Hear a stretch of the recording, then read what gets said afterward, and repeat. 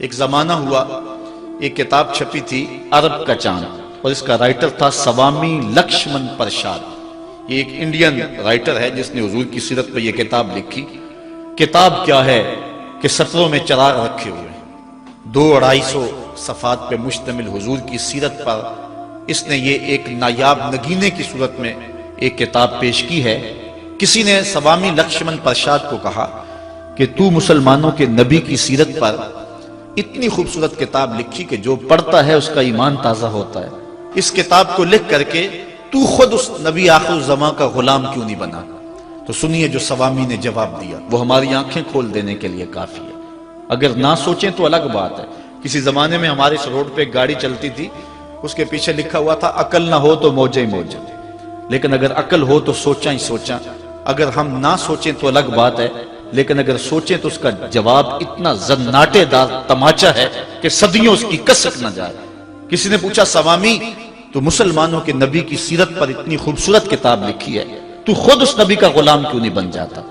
تو اس نے کہا کہ جب میں مسلمانوں کے نبی کی سیرت پر کتاب لکھنے کے لیے بڑی بڑی امہات کتب سید کو پڑھا اور حضور کی عظمت کے گوشے اور حضور کی سیرت کے جمال مجھے نظر آئے، تو یہ جذبہ میرے دل میں بھی پیدا ہوا کہ میں اس آقا کا غلام بن جاؤں۔ لیکن جب میں موجودہ مسلمانوں کے کردار کو دیکھتا ہوں تو میں کہتا ہوں میں ہندو ہی ٹھیک ہوں۔ ہمارا کردار لوگوں کے ایمان کے راستے میں رکاوٹ بنا ہوا۔ ایک وہ زمانہ تھا، امام محمد کا جنازہ اٹھتا ہے، پورا بصرہ امڈ آیا، یہودی عیسائی بھی رہتے تھے اس شہر میں، کہا یارو مسلمانوں کے امام کا جنازہ ہے، چلو تم بھی شامل ہو جاؤ۔ آخری رسومات میں شامل ہونے کے لیے وہ بھی آ جاتے ہیں۔ لوگ ذوق و شوق سے بڑھ بڑھ کے جنازے کی چارپائی کو کندھا دینے لگتے ہیں، اور کسی عیسائی اور یہودی کا جی چاہا نا کہ چلو مسلمانوں کے امام کے جنازے کی چارپائی کو میں بھی کندھا دے لوں۔ ہمیں تاریخ نے بتایا جو ہی اس کا کندھا امام کے جنازے کی چارپائی کو چھوا، لبوں پہ کلمہ جاری ہو گیا۔ ہمارے بزرگوں کی لاشیں بھی کلمہ دیتی تھی، اور آج ہماری زندہ لاشیں لوگوں کے ایمان کے راستے میں رکاوٹ بنی ہوئی ہے۔ آج ہم کھڑے ہو کے دعویٰ تو کرتے ہیں کہ ہم امریکہ سے ٹکر لیں گے، ہم ٹکڑے ٹکڑے کر دیں گے، پاش پاش کر دیں گے، لیکن کبھی جھانک کر کے دیکھا اپنی حالت دیکھی؟ ہماری مسجدوں کی لیٹرینوں کے گندے لوٹے بھی زنجیروں سے بندھے ہوئے۔ آج گرمی کا موسم ہے، اگر کوئی باہر واٹر کولر نصب کرتا ہے تو اس کے پاس جو گلاس رکھتا ہے اس کو زنجیروں سے باندھ کر کے رکھنا پڑتا ہے۔ تمہاری مساجد کے اندر جوتے اٹھائے جاتے ہیں، یہ ہے تمہارے کردار کی جھلک۔ اور دعویٰ دیکھیے کہ ہم امریکہ کے ٹکڑے کر دیں گے۔ حضور نے معراج کی رات ایک منظر دیکھا، ایک پتھر ہے، چھوٹا سا سوراخ ہے اس میں، اور اس سے ایک بیل نکلا، دوبارہ اس میں گھسنے کی کوشش کرتا ہے لیکن اس سے گھسا نہیں جاتا۔ جبریل امین سے پوچھا کہ یہ کیا ماجرا ہے؟ حضرت جبریل امین نے عرض کی حضور یہ آپ کی امت کے وہ لوگ ہیں کہ جو بڑی بڑی باتیں کر لیتے ہیں لیکن بعد میں ان کو پورا نہیں کر سکتے، اس لیے یہ بیل نکل گیا ہے، اب دوبارہ اس کے اندر داخل نہیں ہو سکتا۔ ایک زمانے کی بات ہے جب عراق کی جنگ لگی، اس وقت جب اتحادی فوجوں نے عراق پر حملہ کیا، اس زمانے میں ہم میٹرک کے اسٹوڈنٹ تھے، تو کسی جگہ ایک تقریب ہوئی اور وہاں یہ اعلان کیا گیا کہ ہم عراق کی مدد کے لیے 10,000 لوگ بھیجیں گے۔ جذبے جوان تھے، تو میں اپنی والدہ ماجدہ سے بڑی منت سماجت سے ان سے عرض کر کے کہ میں نے بھی جانا ہے اور میں نے بھی جان مارنی، اور اپنے ایک دو دوستوں کو بھی تیار کیا، اور تیار کر کے جو ہے وہ ہم جس نے اعلان کیا تھا ان کے مرکز میں، ان کی مسجد میں پہنچے اور کہا جناب ہم اپنا نام دینا چاہتے ہیں۔ تو وہاں جو بندہ بیٹھا تھا پہلے تو غور سے ہماری جانب دیکھنے لگا، اور پھر اس کے بعد اس نے کئی طرح کے چبھتے ہوئے سوال کیے، اور اس کے بعد اس نے ایک ردی کے ٹکڑے کے اوپر ہمارا نام لکھ لیا۔ اس وقت تو ہمیں سمجھ نہ آئی، لیکن بعد میں جوں شعور پختہ ہوا تو آج سمجھ آتی ہے کہ ممبروں اور محرابوں پہ لوگ کیسے کیسے دعوے کر دیتے ہیں، اور ہم جذبے لے کر کے پہنچے، لیکن اب سمجھ آئی ہے کہ اگر وہ 10,000 چوہا بھی بھیجنا چاہیں تو نہیں بھیج سکتے۔ جو 150 بندہ مجمع میں اکٹھا کرتا اس نے 10,000 جہاد کے لیے کیسے بھیجنے ہیں؟ تو یہ ایک عجیب سی جو ہے وہ باتیں لوگ کر دیتے ہیں، ہم دعوے بڑے کرتے ہیں، ایسے کر دیں گے وہ کیسے کر دیں گے۔ لفظوں سے امریکہ نہیں ٹوٹے گا، لفظوں سے جو ہے وہ ٹکڑے ٹکڑے نہیں ہو جائے گا انڈیا، ہم نے عمل دکھانا پڑے گا۔ صرف ہم ان کی طرف نفرت سے تھوک دیں تو ان کی توپوں میں کیڑے نہیں پڑ جائیں گے، ہمیں اس کے مقابلے میں کچھ کرنا ہوگا۔ آج ہم کہتے ہیں کہ ہم ٹکڑے کر کے رکھ دیں گے، لیکن اپنے کردار کو دیکھا، اپنے آپ کو تو بدلنے کے لیے ہم تیار نہیں ہیں۔ اپنی حالت کبھی ہم نے دیکھی ہم کس جگہ پہ کھڑے ہیں؟ اپنے آپ کو تبدیل کریں اور اپنے اندر تبدیلی لائیں، اپنے اندر ایک تغیر پیدا کریں اور اپنی ذات کو مؤثر بنائیں۔ بالخصوص جو ذمہ دار لوگ ہیں، جو وارثان محراب و منبر ہے، اگر جو بات کرتے ہیں اس کے پیچھے عمل کا زور ہوگا تو پھر بات اثر کرے گی، پھر کوئی وجہ ہی نہیں ہے کہ بات دل تک نہ پہنچے۔ از دل خیزت بر دل خیزت، دل سے نکلے گی دل تک پہنچے گی۔ آؤ تمہیں مدینے کی گلی کا واقعہ سناؤں۔ ایک عورت ہے، مسجد نبوی میں نماز پڑھنے جاتی ہے۔ یہ حضرت عمر کے دور خلافت کی کہانی ہے۔ تو ایک نوجوان راستہ روک کے کھڑا ہو جاتا ہے۔ ایک دن اس عورت نے رک کر کے کہا کہ میں کتنے دنوں سے دیکھ رہی ہوں کہ تم میرے راستے میں مزاحم ہوتے ہو، کیا ماجرا ہے؟ اس نے کھل کے بات کی کہ میں تیرا چاہنے والا ہوں اور تجھے حاصل کرنا میری زندگی کی معراج ہے، اور تیرے لیے آسمان سے تارے بھی توڑنے پڑے تو گریز نہیں کروں گا۔ اس نے کہا اچھا، میری ایک شرط ہے۔ اس نے کہا بتاؤ، جلدی بتاؤ، لب کھولو، میں ابھی پوری کر دوں گا۔ کہا نہیں، چھوٹی سی بات ہے، 40 دن تک حضرت عمر کے پیچھے نمازیں پڑھ لو، اس کے بعد 40ویں دن کی آخری نماز کے بعد اسی وقت میں تمہارا انتظار کروں گی، پھر جدھر کہو گے چل پڑیں گے۔ کہا ٹھیک، یہ کون سی مشکل بات ہوئی 40 دن نمازیں پڑھنے سے؟ اگر تو مل جائے تو میرے لیے کون سا یہ مشکل معاملہ ہے۔ 40 دن حضرت عمر کے پیچھے نمازیں چلتی رہی، دل کی دنیا تبدیل ہوتی رہی۔ 40ویں دن کی آخری نماز کے بعد جب وہ نوجوان واپس پلٹنے لگا تو وہ لڑکی حسب وعدہ وہاں کھڑی تھی، لیکن اس نے دیکھا نہیں، یہ نظر جھکا کے گزر رہا ہے۔ اس نے کہا جانے والے توجہ کر، میں تیرے لیے کھڑی ہوں۔ کہا خیر سے کھڑی رہو۔ عمر نے دل کا تعلق رب سے جوڑ دیا۔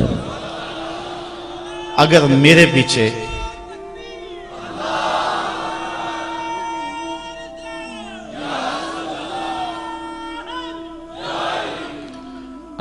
پیچھے ایک بندہ 40 سال نماز پڑھتا رہے اور اس میں تبدیلی پیدا نہ ہو تو پھر مجھے شرم آنی چاہیے کہ نہیں آنی چاہیے؟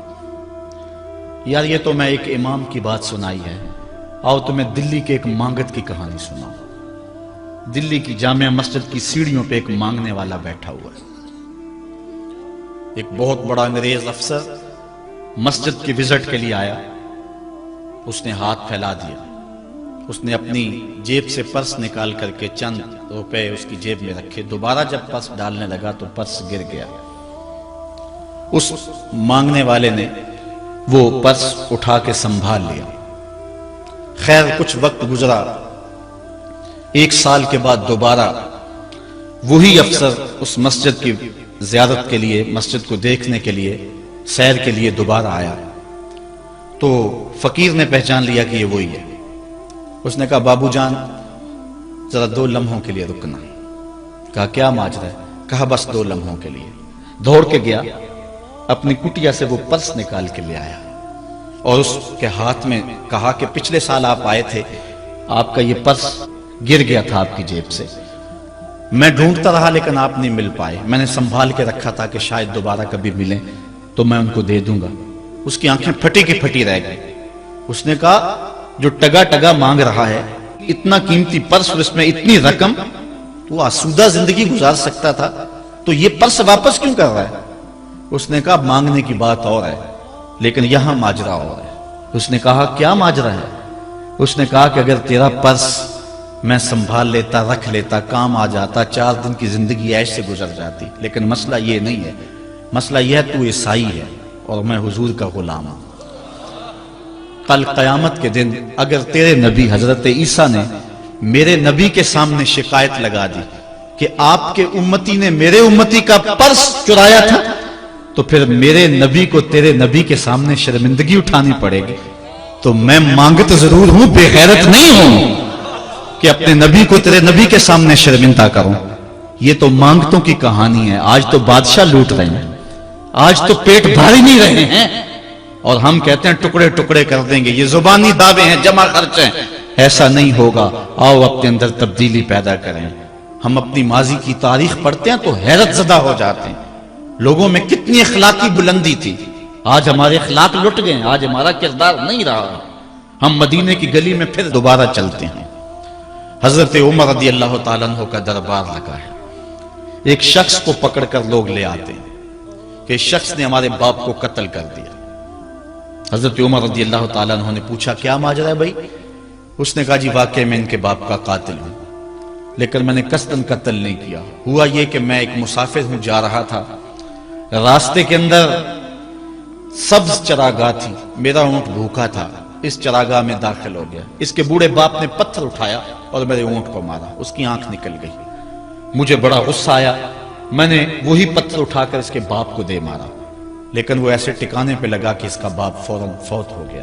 میرا قصد اور ارادہ نہیں تھا، لیکن بہرحال میں اس بات کا اقراری ہوں کہ میں نے اس کے باپ کو قتل کر دیا ہے۔ آپ جو حکم سنائیں میں اس کو قبول کروں گا، لیکن میں ایک مہلت مانگتا ہوں کہ میرے دوست، میرے بھائی کی کوئی رقم میرے ذمے ہے، میرے پاس اس نے امانت رکھی ہوئی ہے، اور وہ مجھے پتا ہے کہ میں نے کہاں چھپا کے رکھی ہوئی ہے۔ اگر آپ فیصلہ کر دیتے اور میری گردن کاٹ دی جاتی ہے تو وہ امانت جو میں نے رکھی ہوئی ہے سنبھال کر کے، میرے علاوہ کوئی جانتا بھی نہیں ہے، تو وہ اس تک کون پہنچائے گا؟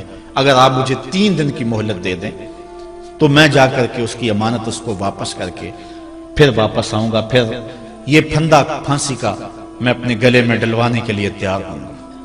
حضرت عمر رضی اللہ تعالیٰ عنہ نے فرمایا کہ کوئی شخص تیری ضمانت دے دے تو ہم تجھے چھٹی دینے کے لیے تیار ہیں۔ اس نے دائیں بائیں دیکھا، پورے مدینے میں اس کا کوئی شناسہ ہی نہیں تھا، واقف ہی نہیں تھا، ایک اجنبی شخص تھا۔ حضرت ابو ذر غفاری کھڑے ہو گئے، کہا حضرت عمر میں اس کی ضمانت دیتا ہوں۔ ضمانت دے دی گئی، وہ چلا گیا۔ تیسرے دن وعدے کا جو وقت تھا، لوگ جمع ہو گئے، دربار لگ گئے، ابھی تک آنے والا نہیں آیا۔ لوگوں نے کہا ابو ذر تو نے غلطی کی ہے، ایک اجنبی کی ضمانت دی اور ابھی تک وہ نہیں آیا۔ اور میاں صاحب فرماتے ہیں ایک بار جو پھائیں اڑ جاندے اور پھر کدی نہ پھنس دینے۔ ظاہر ہے وہ چلا گیا، واپس تو نہیں پلٹ کے آئے گا، اسے پتا ہے کہ آگے سیدھی سیدھی میری موت ہے، تو تم نے یہ کیا غلطی کی؟ خیر آپ نے فرمایا کہ اگر وہ نہ آیا تو یہ پھانسی کا پھندا میرے گلے میں ڈال لینا، لیکن بہرحال میں نے اس کی ضمانت دی۔ کچھ عرصہ بیتا کہ دور سے گرد و غبار اڑتا ہوا دکھائی دیا۔ جب صورت واضح ہوئی تو وہی شخص تھا۔ حضرت عمر فاروق رضی اللہ تعالیٰ عنہ کے دربار میں کھڑا ہو کہنے لگا حضرت کسی وجہ سے تاخیر سے پہنچا ہوں، معذرت چاہتا ہوں، اب جو حکم ہے پورا کیجیے۔ حضرت عمر رضی اللہ تعالیٰ عنہ اس کے پھانسی کے احکامات جاری کر چکے تھے۔ آپ نے فرمایا کہ ابو ذر یہ بتا کہ تو نے اس کی ضمانت کیسے دی جب تو اسے جانتا نہیں تھا؟ تو سن حضرت ابو ذر غفاری نے کیا کہا۔ کہا ایک اجنبی میرے محمد کے مدینے میں پناہ مانگ رہا تھا اور اس نے چاروں سمت دیکھا اور کوئی شخص نہیں تھا جو اس کو امان دیتا اور اس کی ضمانت دیتا، تو میں نے اس لیے ضمانت دے دی کہ نہ بھی آیا تو اپنی جان چلی جائے گی، کل کو یہ تو نہیں کہے گا کہ محمد کے مدینے میں کسی نے ضمانت مانگی تھی، پورے شہر میں کوئی ضمانت دینے والا نہیں تھا۔